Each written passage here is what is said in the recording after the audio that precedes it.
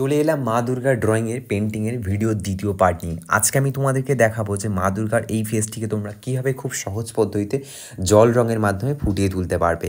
আর এই ভিডিওটিতে তোমরা ইনস্টাগ্রামে 1 মিলিয়ন ক্রস করে দিয়েছো, সো তার জন্য আমি অসংখ্য ধন্যবাদ জানাই। আর ইউটিউবে তোমরা 100 লাইকের টার্গেট দিয়েছিলাম, সেটাও অলমোস্ট কমপ্লিট করে দিয়েছো।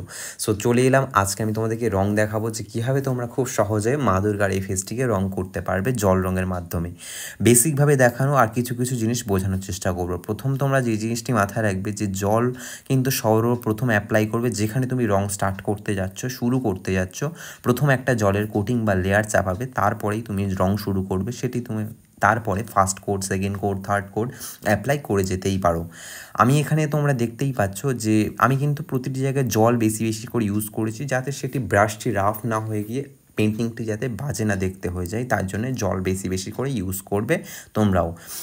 আর যাতে জলটি বেশি করে ইউজ করলে কিন্তু পেপার কিন্তু অনেক ঢেউ খেলতে থাকে বা উঁচু নিচু হয়ে যায়, তার জন্য আমি বলে দিই একটা মোটা পেপার ইউজ করবে। আমি এখানে যে পেপারটি ইউজ করেছি ব্রুস্টো 200 GSM ওয়াটার কালার পেপার।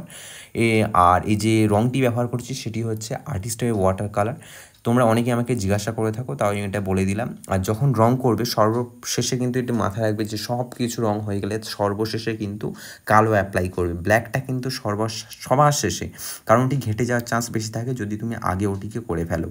আর এই যে ভিডিওটি যদি রংটি যদি ভালো লেগে থাকে, হেল্পফুল হয়ে থাকে, অবশ্যই কিন্তু একটা লাইক করবেন, সাবস্ক্রাইব করবেন, ফলো করবেন, শেয়ার করবেন। বাবা, থ্যাংকস ফর ওয়াচিং।